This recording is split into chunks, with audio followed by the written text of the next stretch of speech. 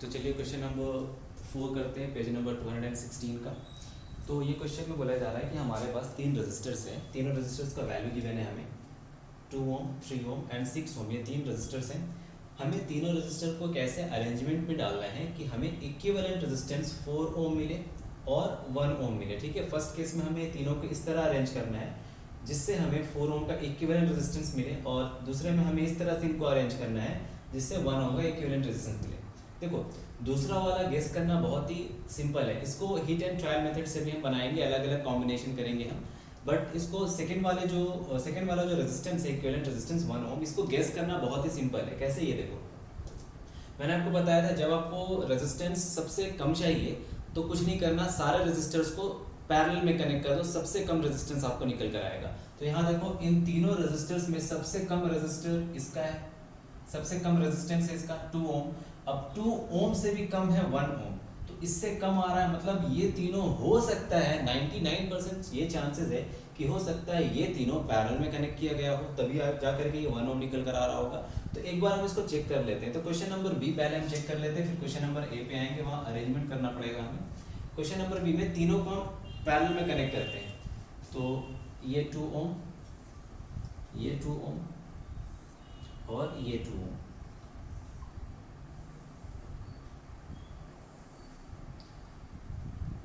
Two ohm, 3 ओम और ये 6 ओम। ठीक है, equivalent resistance direct formula use करेंगे इक्विवेलेंट रेजिस्टेंस का, R1 R2 R3 divided by R1 R2 plus R2 R3 plus R1 R3।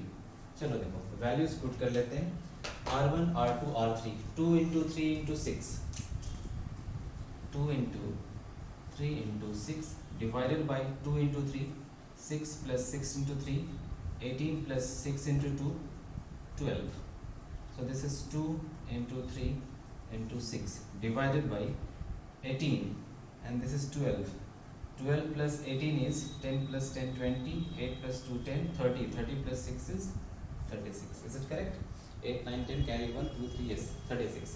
Now this is 6 6 are 36, 6 1s are 6, 3 2s are 6, 6, that means 1 ohm। देखो answer हमें मिल गया 1 ohm। that means second case में ये आएगा when all the three resistors are connected in parallel, when all the three resistors are connected in parallel। Okay, चलो ये तो हो गया सेकंड पार्ट। फर्स्ट पार्ट देखते हैं। 4 ओम चाहिए। 4 ओम ना तो इन सब में जो कम है उससे कम है, ना तो इन सब में जो ज्यादा है उससे ज्यादा है। अगर इन सब में ज्यादा वैल्यू से भी ज्यादा होता तो हमें गेस कर लगा सकते थे कि हो सकता है ये सीरीज में कनेक्टेड हो, बट ऐसा हो नहीं रहा। तो इसको अलग अलग अरेंजमेंट में डालना पड़ेगा। पहले इसको पैरेलल में कनेक्ट करके देखो, इन दोनों के साथ इसको सीरीज में कनेक्ट करके देखो, वहां से निकाल लो, चेक कर लो कि इक्विवेलेंट रेजिस्टेंस 4 ओम आ रहा है या नहीं। या फिर इन दोनों को 2 ओम और 6 ओम को पैरेलल में रखो और उनके साथ 3 ओम को सीरीज में डाल दो, उस तरह से भी एक कॉम्बिनेशन बनाकर चेक कर लो। या फिर 3 और 6 को एक पैरेलल में डाल दो और 2 ओम के साथ इसको सीरीज में कनेक्ट कर दो, वो एक कॉम्बिनेशन बना लो। तो अलग अलग कॉम्बिनेशन बनेगा, यहाँ पे बहुत सारा कॉम्बिनेशन बनेगा। और मैंने बताया आपको परम्यूटेशन और कॉम्बिनेशन से, अगर आपने ये देखा है, अच्छा सॉरी, मैंने आपको बताया नहीं कितना कॉम्बिनेशंस बन पाएगा। ठीक है, तो कॉम्बिनेशन निकालना कभी लेक्चर में बता देंगे, कितना कॉम्बिनेशन बनेगा, उसको किस तरह से निकाल सकते हैं। तो चलिए आगे फिलहाल हम इसको कैरी करते हैं। तो बहुत सारे कॉम्बिनेशंस होंगे, जिनमें से एक कॉम्बिनेशन ऐसा होगा जिसमें इक्विवेलेंट रेजिस्टेंस 4 ओम आ रहा होगा, वो कॉम्बिनेशन हम बना देते हैं यहाँ पे। बाकी तुम लोग ट्राई करके देख लेना। 3 ओम और 6 ओम को पैरेलल में रख लो। देखो 3 ओम और 6 ओम ये दोनों हो गया पैरेलल में, और इनके साथ, इन दोनों के साथ इसे सीरीज में कनेक्ट कर दो। ये 2 ओम, ठीक है, इस तरह से कनेक्ट कर देंगे। अब इन दोनों की इक्विवेलेंट रेजिस्टेंस निकालेंगे। R equivalent, when two resistors are connected in parallel, then direct formula for R equivalent will be R1 into R2 divided by R1 plus R2। Okay, यहाँ से देखो 3 into 6 divided by 3 plus 6, that is equal to 3 into 6 divided by 9, so 3 3s are 9, 3 2s are 6, so equivalent resistance is 2 ohm. इन दोनों के equivalent resistance 2 ओम आया। Circuit को simplify करेंगे, इन दोनों के प्लेस पे सिर्फ एक रेजिस्टर लगाएंगे, इन दोनों के प्लेस पे, इनके प्लेस पे इक्विवेलेंट रेजिस्टेंस 2 ओम आ रहा है हमारा, और एक 2 ओम तो ऑलरेडी हम लगा चुके हैं यहाँ पे, ये 2 ओम। अब दोनों क्योंकि सीरीज में है तो हम डायरेक्टली आर इक्विवेलेंट ऐड कर देंगे, 2 + 2 दैट इज इक्वल टू 4 ओम। देखो आ गया। तो ये कॉम्बिनेशन होगा।